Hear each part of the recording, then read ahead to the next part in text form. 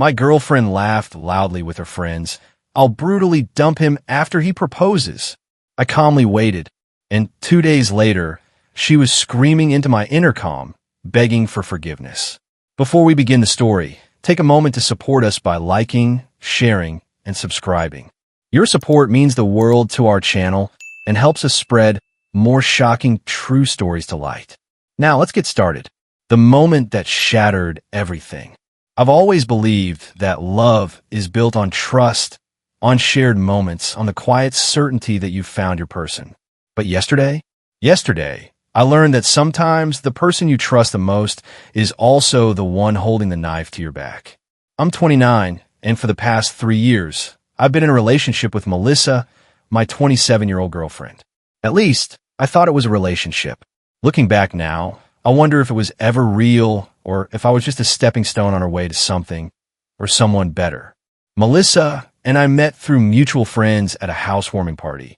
One of those casual gatherings where strangers become something more over drinks and laughter. We clicked instantly, moved in together last year. Everything seemed perfect, or at least that's what I let myself believe. She had been dropping hints about marriage for months, sending me pictures of rings, casually bringing up wedding venues, even showing me videos of elaborate proposals with teary-eyed grooms and gasping brides. And the thing is, I was all in. I was planning to propose next month. The ring was picked. The speech was rehearsed. But then, yesterday morning happened. I was at Bean and Brew, our usual coffee spot. Tucked away in a corner, I was trying to get some work done, laptop open, earbuds in, though truth be told, I wasn't playing anything. I just needed some quiet. That's when I heard it. Her laugh. Melissa's laughter was something I'd always loved. Warm, infectious, full of life. But this time it was different. Cold, almost cruel. She was sitting right behind me, hidden from view by the tall booth divider, chatting with her friends, Sabrina and Leah. I wasn't eavesdropping. Not at first. I was going to say hi. But then I heard my name, and something in her tone made me freeze. I stayed quiet. I listened, and in doing so, I shattered the illusion I had been living in for the past 3 years. The ultimate betrayal. At first, I thought I had misheard. Maybe it was just my name in passing, some inside joke I wasn't in on. But as I sat there, barely breathing, the reality of the conversation unraveled right in front of me. "So, you're really going through with it?" Sabrina asked, her voice barely lowered. Melissa let out a laugh, sharp, mocking. "Of course. Logan is so predictable. He's been looking at rings online. I literally saw his browser history. God, he's such a fool." My stomach dropped. My hands, resting on my laptop keyboard, curled into fists. "But 3 years?" Leah chimed in, her voice laced with doubt. "That's a long time to fake it." "Please," Melissa scoffed, the disdain in her voice cutting deeper than a knife. "The apartment's in his name. I've barely paid for anything. And Ethan's place? Twice as nice. You should see his car." I felt like I'd been punched in the gut. Ethan. I knew that name. He was a guy from her office. I'd seen him pop up in her Instagram stories, laughing in the background of work gatherings, sitting beside her at happy hour. I had never once suspected. Now I felt like an idiot. What if Logan doesn't propose? Sabrina asked. Melissa snorted. "Oh, he will. I've got him wrapped around my finger. And when he does," her voice dropped lower, but not low enough, "I'm going to let him do it in front of everyone. Let him get down on one knee, say his little speech, then I'll laugh in his face. Tell him what a pathetic loser he is.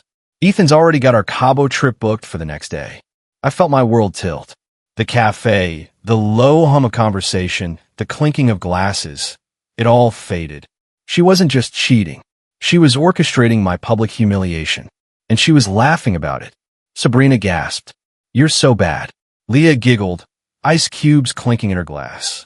"What about Logan's friends? Your shared friends? Won't they hate you?" Melissa didn't even hesitate. "Please. Most of them are his friends anyway. And I'll be fine. Ethan's crowd is better. Better parties, better connections. Logan's nice and all, but he's just basic. Did you know he still wears a Timex watch? In 2025, my hands trembled. My heart hammered in my chest. 3 years. 3 years of love, commitment, shared memories, all of it fake. But as the rage built inside me, something happened. It didn't explode. It didn't consume me. Instead, it turned cold, focused, calculated. I pulled out my phone and started recording. They kept talking about Ethan, about their secret dates, about how Melissa had been stashing away money from our joint account. I listened to every word, burning them into my mind, making sure I had everything I needed. Finally, they left. I watched through the window as they piled into Melissa's car, still laughing, completely unaware that their entire conversation was now saved on my phone. She had no idea I had heard everything. No idea that her little scheme had just crumbled before it could even begin. I didn't storm out. I didn't confront her. I just sat there, sipping my coffee, already planning my next move. The calm before the storm. I drove home in a daze, but my mind was already working at full speed. The emotions swirling inside me were suffocating. Betrayal, anger, heartbreak. But I didn't let them take control. No, I couldn't afford to. Melissa thought she was in control, thought she had me wrapped around her finger. She had no idea that the game had just changed. As I pulled into our driveway, my grip on the steering wheel tightened. The apartment, my apartment, suddenly felt different. It wasn't our home anymore. It was just a place where a liar slept, a place where someone had smiled at me, kissed me, told me she loved me, all while planning to destroy me. But she wouldn't get that chance. Not anymore. I sat in my car for a few minutes, breathing deeply, pushing down the urge to storm inside and confront her right then and there. It was tempting. God, it was tempting. But I had to be smart. I had to be patient. So instead, I took a different approach. I walked inside like nothing was wrong. Melissa was on the couch, scrolling through her phone, a lazy smile on her lips. When she looked up and saw me, her expression softened. "Hey, babe," she said sweetly, as if she hadn't just laughed about humiliating me hours ago. "How was your day?" I forced a smile. "Good. Just the usual." She stretched, pretending to be tired. "Yeah?" Sabrina and Leah dragged me out for lunch. We just gossiped and talked about wedding stuff. You know, the usual. I almost laughed at the irony. She kissed me on the cheek, her lips warm against my skin. I was thinking. She trailed off, tilting her head, watching my reaction. "Our anniversary's coming up. Maybe we should go to Johnny's? You love that place." Johnny's. The exact restaurant where she planned to humiliate me. She was already setting the trap, already weaving her little fairy tale where she was the dazzling heartbreaker and I was the fool on one knee. Perfect. I smiled. "That's a great idea, babe. I was actually thinking we should do something really special this year." Her eyes lit up, and I could practically see the gears turning in her head. She thought her plan was working, that she had me exactly where she wanted. But she had no idea. She had no clue that I was the one setting the stage now, that she was walking straight into her own downfall. The setup begins.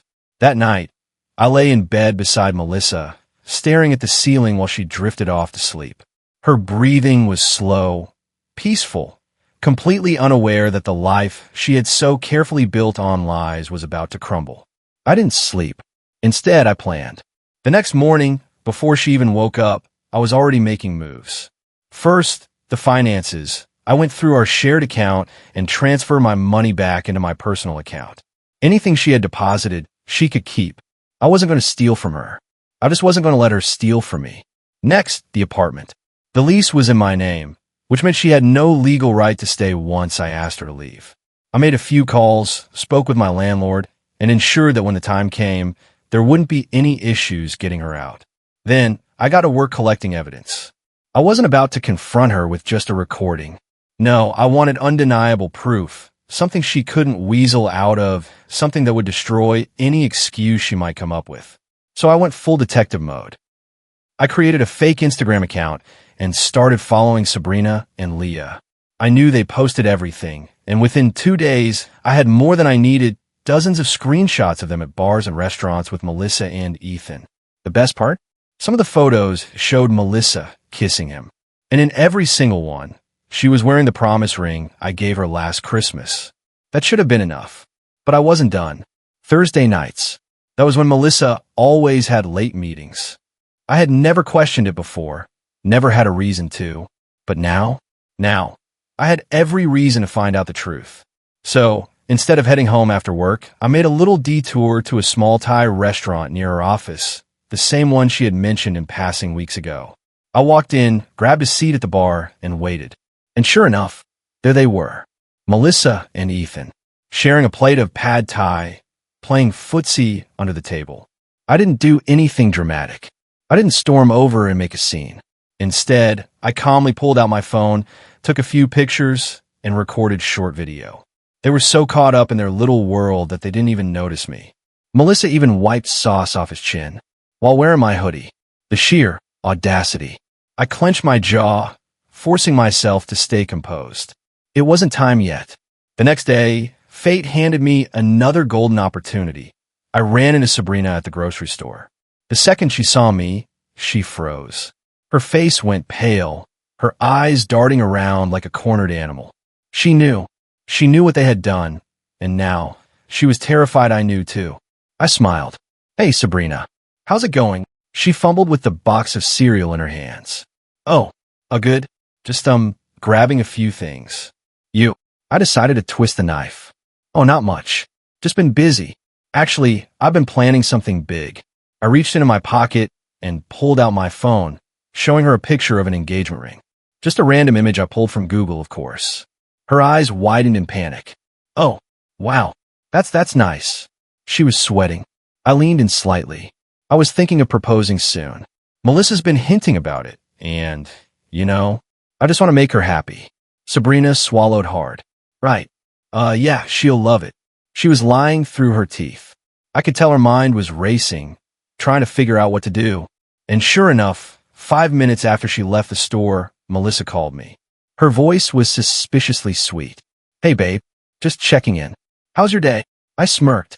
"Good. Just running some errands." "You? Oh, just thinking about our anniversary. Do you have plans next weekend?" She was fishing. Try to figure out if I had taken the bait. I played dumb. "Not yet, but I was thinking maybe we should do something special."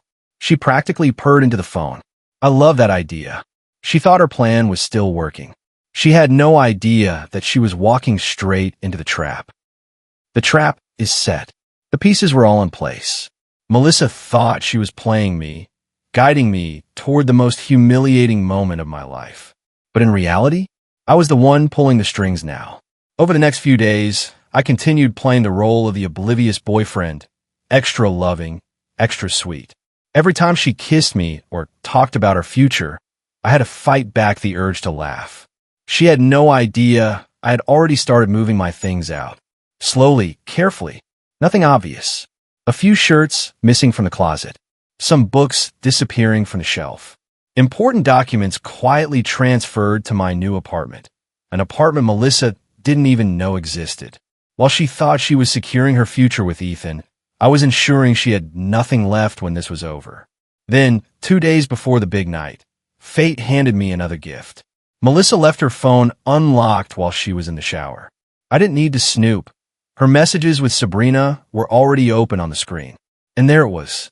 "He's totally going to propose soon. Everything's perfect. Ethan says we can go public right after I dump Logan."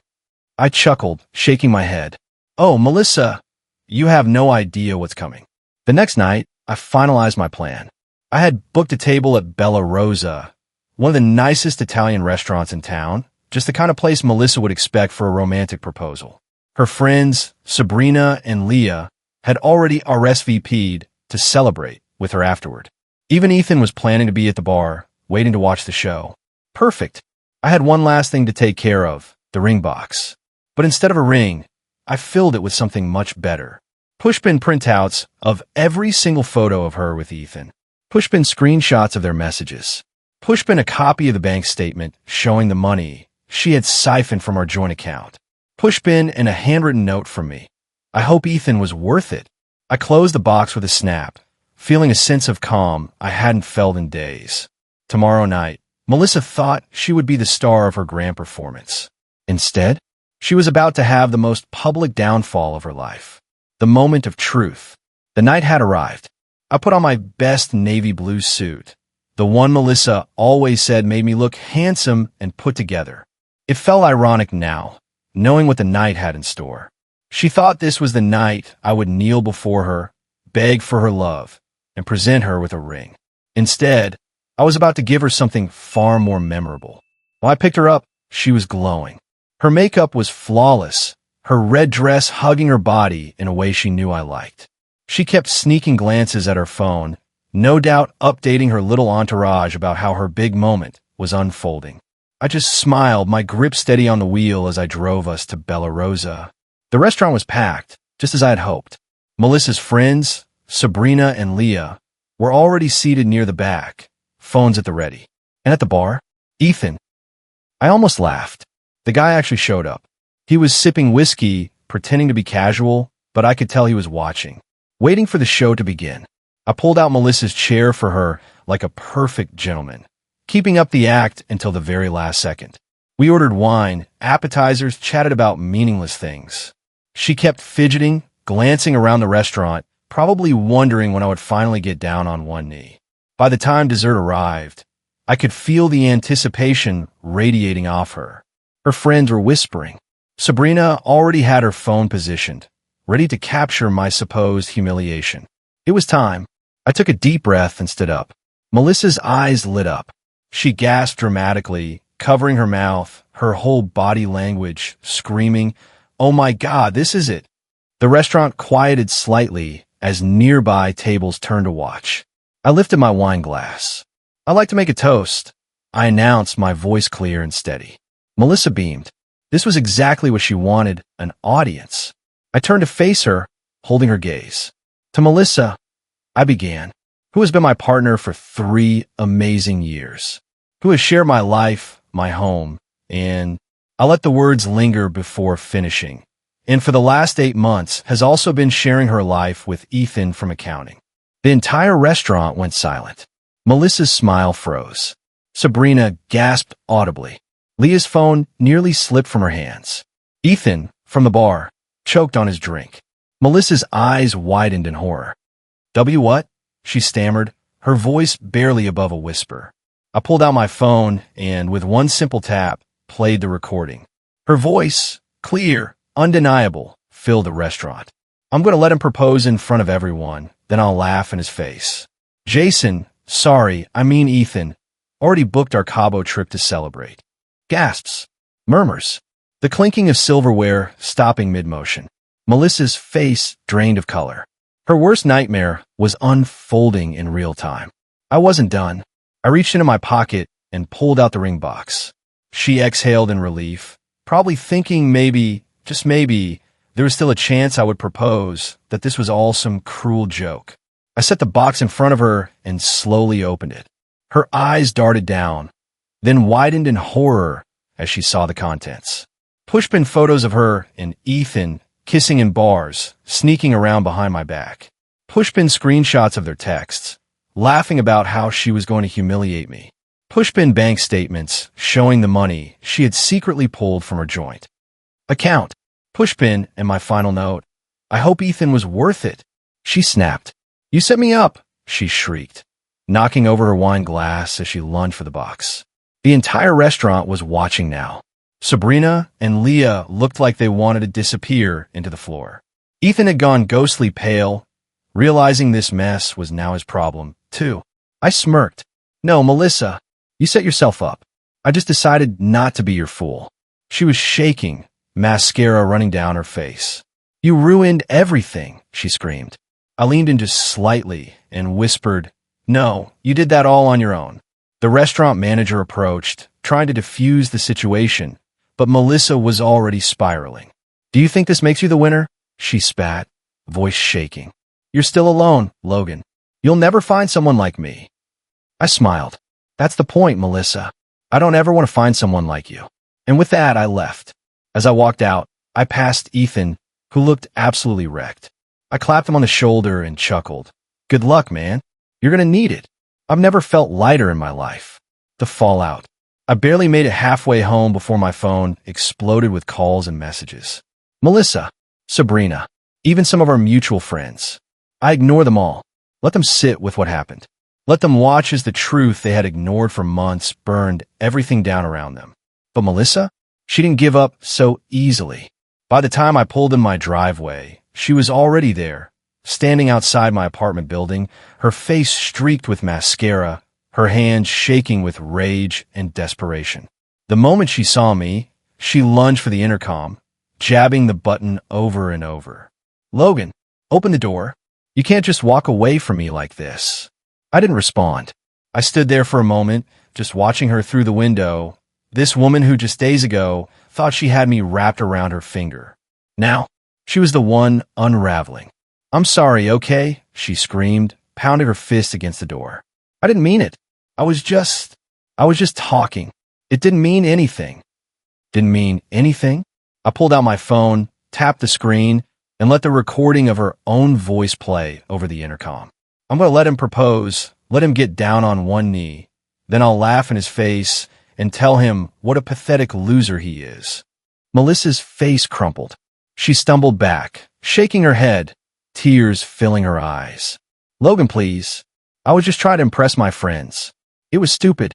I love you." I let out a low chuckle. "You don't love me, Melissa. You love what I could give you. There's a difference." Her face twisted with rage.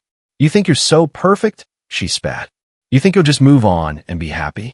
No one will ever love you the way I did." I smiled. "I sure as hell hope not."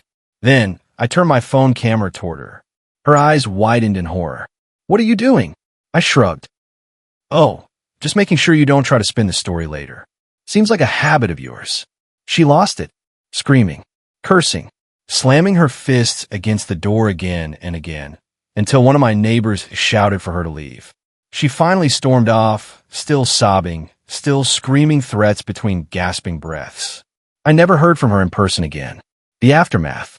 But oh, the drama didn't stop there. Melissa had spent months crafting a fake reality where she was the devoted girlfriend, and I was the boring, oblivious boyfriend she was trapped with. She had built her entire social life around that narrative. And now the truth was out. The screenshots, the recordings, the evidence, it all spread like wildfire. I didn't even have to do anything. People talked. Melissa's friends turned on her. Even Leah, who had laughed along with her, wanted nothing to do with her now. Sabrina showed up at my apartment 2 days later, looking like she hadn't slept. "I had no idea how bad it was," she murmured, shifting uncomfortably. "She told us you were controlling, that you didn't let her have a life outside of you." We believed her.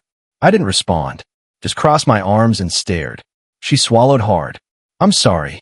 I was an idiot. I didn't forgive her." But I nodded, and that was enough for her to scurry away. Ethan? Oh, his life went up in flames, too. Turns out, Melissa wasn't the only one keeping secrets. Ethan had conveniently forgotten to mention one tiny detail about himself. He was married. And his wife?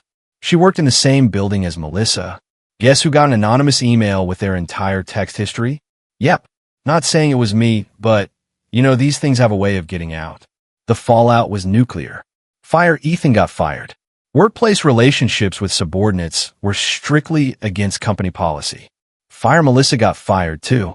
Not just for the affair, but because she had a full-blown meltdown in the office after getting confronted. Fire Ethan's wife took him for everything. Divorce papers were served within the week. Fire Melissa had nowhere to go. She had already given notice on her apartment, expecting to move in with me after the proposal. Now, she was crashing on her cousin's couch. But here's where it gets even better. She tried to save face. She showed up at our usual bar, where all our mutual friends hung out, trying to spin the story. "Logan's just bitter," she whined. "He's making me out to be the villain, but he was so boring and controlling. I had to find a way out." You know what happened next?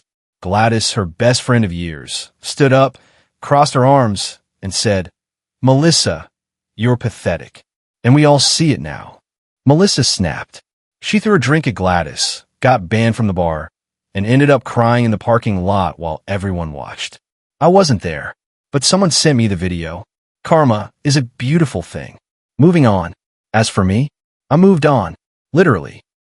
My new apartment was fully set up, no trace of Melissa anywhere. I took the money I'd saved for the engagement ring and booked a solo vacation instead. Tropical beaches, cocktails, pure peace. Melissa saw the pictures. She lost it. Sent me paragraphs of text about how that should have been our vacation money. I left her on read.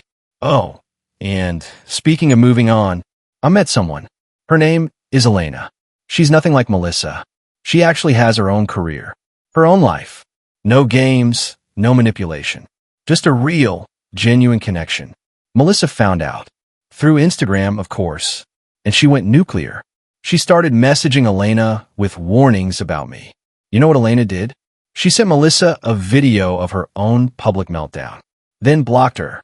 God, I love this woman. The best revenge. Melissa thought she was writing the script for my humiliation. Instead, she played herself. She lost her job, her friends, her reputation, all because of her own actions. And me? I came out on the other side, happier than ever. That's the best revenge. Not anger, not hatred, just moving forward while they drown in the mess they created. And you know what? I've never slept better in my life. If you enjoyed this story, don't forget to hit that like button, share this video with your friends, and subscribe for more real-life family dramas. Let me know in the comments what you think about today's story. Was it fair or totally messed up? See you in the next one.